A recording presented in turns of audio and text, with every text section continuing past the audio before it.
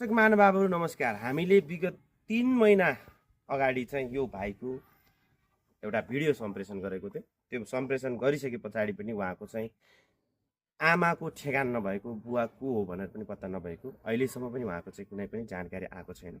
तपाईँले यो भिडियोमा तपाईँले हेरिरहनु भएको छ यो भाइलाई, बिचरा उहाँको नागरिकता बनाउनलाई अहिले हामीसँग वडाध्यक्ष विजय भुलनजी पनि हामीसँगै हुनुहुन्छ। उहाँले नागरिकताको चाहिँ लागि सिफारिस गर्ने भन्दा पनि उहाँले अहिलेसम्म पनि केही गर्न सक्नुभएको छैन। अब कानुनी रूपले बनाउनै नसकेपछि हामी आमाको खोजीमा छौँ। हरिमाया गोले, उहाँको मम्मीको नाम चाहिँ हरिमाया गोले। उहाँले चाहिँ ठुले आमाको घरमा 4 वर्षको सानो बच्चा हुँदाखेरि उहाँलाई छोडेर जानु भइसकेपछि आजसम्म पनि उहाँको आमा फर्केर आउनु भएको छैन। यति बेला उहाँको मम्मीले यतिखेर यो भिडियो हेरिरहनु भएको छ भने मैले स्क्रिनमा उहाँको ठुले आमाको फोटो पनि राखेको छु। उहाँको मम्मीले उहाँ बाबुलाई नचिने पनि उहाँको ठुले आमालाई त चिन्नुहुन्छ, पक्कै चिन्नुहुन्छ भने कृपया उहाँको नागरिकता बनाइदिनुहोस्। उहाँको नागरिकता बनाउनको लागि तपाईँले जुन किसिमको चाहिँ तपाईँले सहयोग गर्नुपर्ने, तपाईँले जन्मदत्ता गर्नको लागि आमा चाहिन्छ, आमा बुवा चाहिन्छ। आमा बुवा नै नभएपछि उहाँको एकदमै दुखित अवस्थामा हुनुहुन्छ। त्यसैले तपाईँहरूलाई यो भिडियो तपाईँले हेरिरहनु भएको छ, धेरै मास सेयर गरिदिनु होला। अनि बाबुलाई चाहिँ आमाको बारेमा के थाहा छ? खासै याद त छैन। ठुले आमाहरूले चाहिँ के भन्नुहुन्छ त? सानोमै अब 4 वर्षमा ल्याएर छोडेर राखे भन्छ। छोडेर राखे भन्नुभयो। अनि त्यसपछि ठुले आमाले केही कुरा गर्नुभयो? अनि तपाईँको घर कहाँ हो, तपाईँको चाहिँ आमाको चाहिँ नाम थाहा भयो नि, आमा तपाईँको बुवाको नाम के हो भनेर केही भन्नुभयो? त्यस्तो त भनेको छ। 4 वर्षमा ल्याएर छोडेर राखेर अनि एकचोटि चाहिँ त्यो आउनु भएको थियो मम्मी चाहिँ, त्यहाँदेखि चाहिँ आउनु भएको छैन अरे। त्यसो भन्नु। अनि अध्यक्षज्यू, त्यो जस्तो तपाईँले जुन किसिमको चाहिँ यो बच्चाको लागि जन्म दर्ता गर्नको लागि ओडामा आइपुग्यो नि त, त्यसपछि चाहिँ तपाईँले उहाँहरूलाई के सल्लाह दिनुभयो? सम्पूर्णमा नमस्ते। यो भाइ चाहिँ अब विगत चाहिँ धेरै लामो समय अगाडिदेखि नै यही गाउँमा बसोबास गरेर केही शिक्षा पनि यही गाउँमा लिएको र मैले प्रत्यक्ष सानैदेखि चाहिँ देखिराखेको भएर अहिले म कार्यवाहक अध्यक्ष वडाको हुँदाखेरि भाइले चाहिँ मेरो नागरिकता सम्भव भएसम्म तपाईँ लागेर बनाइदिनु पर्यो भन्ने खालको कुरो आइसकेपछि मैले चाहिँ सम्भव भएसम्म बुवा मम्मी दुवैलाई फेला पर्यो भने सहज तरिकाले नागरिकता बन्न सक्छ भन्ने हिसाबले बाबुलाई लिएर पनि म बाबुको मामा घर चाहिँ खोजी हामी गयौँ। मामा घरमा गयौँ। कान्छा मामा विदेश, जेठो मामा चाहिँ तराईतिर बसोबास गर्नु हुँदो रहेछ। अनि उहाँहरूसँग पनि बुझ्दाखेरि मम्मीको कुनै पनि चाहिँ यो ठाउँमा बसोबास गरेको, यसरी हाम्रो माइती भनेर पनि आइराखेको भन्ने कुरा उहाँहरूबाट नआइसकेपछि हामी अन्यलमा पर्यौँ। अनि हामीले मामा घर, जति पनि मामा घर छ यो बाबु दिपेशको, सबै ठाउँमा पुगेर मामाहरूसँग सल्लाह लिँदा के कसरी कहाँ होला यो बाबुको घर, तपाईँहरूको चेली अब विवाह भएर कहाँ पुग्नु भएको थियो भन्ने केही थाहा छ हजुरहरूलाई भनेर सोद्धाखेरि उहाँहरूसँग केही पनि थाहा नभएको भइसकेपछि हामी एकचोटि सिडिओ कार्यालयमा पनि गयौँ।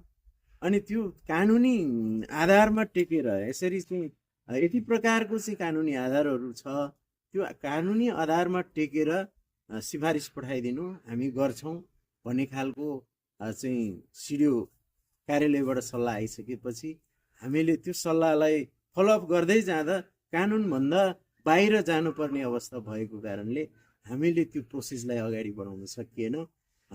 अब यो बाबुको आमा पनि अहिले ठेगाना थाहा नभएको, आमाको पनि बेपत्ता अवस्थामा रहेको, बुवाको चाहिँ ठुलो मम्मीले भनेअनुसार चाहिँ बुवाको नाम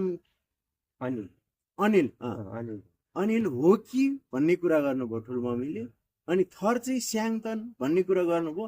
हामीले त्यो स्याङतन थरको घर काभ्रे भन्नुभयो उहाँले। अनि त्यो काभ्रेमा काहीँ कतै चाहिँ थाहा पाउँछ कि भनेर हामीले सम्पर्क पनि गऱ्यौँ।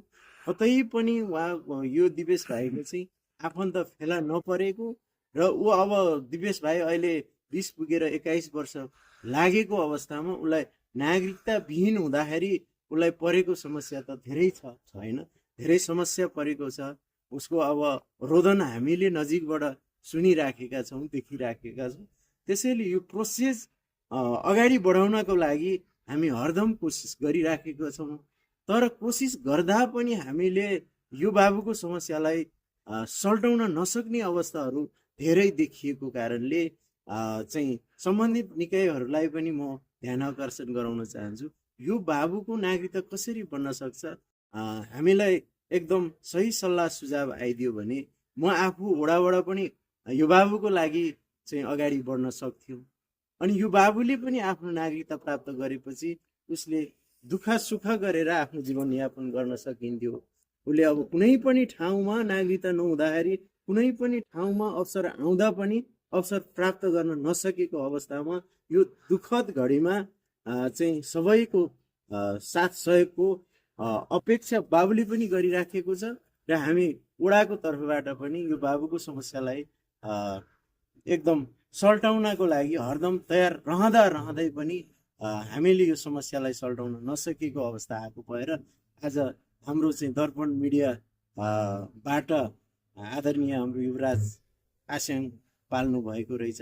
हामी साथमै छौँ। उहाँले एउटा भिडियो अगाडिको चाहिँ उसमा पनि हालिदिनु भएको थियो। त्यो भिडियो 3 महिना हुँदा पनि कुनैबाट केही जानकारी नआएपछि फेरि उहाँले फलोअपको लागि फेरि आउनुभयो र हामी अहिले बसेका छौँ। यो समस्याको लागि चाहिँ माथिल्लो निकायहरूले पनि यसो चाहिँ हामीलाई सल्लाह सुझाव दिनुभयो भने धेरै जाति हुन्थ्यो भन्ने कुरा राख्न चाहन्छु। हस्, धन्यवाद। जस्तो यो यत्रो उमेरको भइसकेको छ, तपाईँहरूले देख्नुभयो एकदमै दुःखद खबर। एउटा बाबु आफ्नो कर्म गर्नको लागि तयारी अवस्थामा छ, तर कर्म गर्नको लागि उसको पहिचान चाहियो होइन। नागरिकताको पहिचान नहुनाले आज यो भाइले यत्रो दुःख पाइरहेको छ। मेरो विचारमा यो सामाजिक सञ्जाल भनेको धेरै ठुलो छैन, तपाईँले पनि हेरिराख्नु भएको छ होला। उहाँको मम्मीको फोटो सहितै हामीले भिडियो सम्प्रेषण गरेको छु। अहिले स्क्रिनमा पनि म उहाँको ठुले आमाको फोटो राखिदिन्छु। उहाँ ठुले आमालाई त चिन्नुहुन्छ, तपाईँले पक्कै पनि चिन्नु भएको छ, तपाईँले पनि पक्कै देख्नु भएको छ। यदि तपाईँलाई धेरै नै समस्या भएको छ, तपाईँलाई गाह्रो अवस्था भएको छ भने गोप्य रूपमा तपाईँलाई मैले स्क्रिनमा नम्बर पनि छोडिदिनेछु। वडा अध्यक्षको नम्बर पनि छोड्नेछु, हाम्रो मिडियाको नम्बर पनि छोड्नेछु र यो भाइको नम्बर पनि छोड्नेछु। तपाईँले आएर कमसेकम मेरो छोरा यो हो, यसो चाहिँ जन्मदत्ता बनाइदिनु पर्छ भने तपाईँको हिसाबले जन्मदत्ता बनाइदिनु होला। एउटा तपाईँले जन्म दिइसकेपछि एउटा यत्रो उमेरको भइसकेको एउटा बच्चालाई तपाईँले यतिसम्म अन्याय गर्नु हुँदैन भन्ने मैले यो भिडियोबाट पनि सम्प्रेषण गर्न चाहन्छु। यदि उहाँले देखिरहनु भएको छैन भने यो सामाजिक सञ्जाल धेरै सानो छ। कृपया जति पनि साथीहरू हामीसँग जोडिनुहुन्छ त्योलाई धेरैभन्दा धेरै यो भिडियोलाई सेयर गरेर चाहिँ जुन उहाँको मम्मी भएको ठाउँमा पुर्याइदिनुको लागि अनुरोध गर्न चाहन्छु। नमस्कार।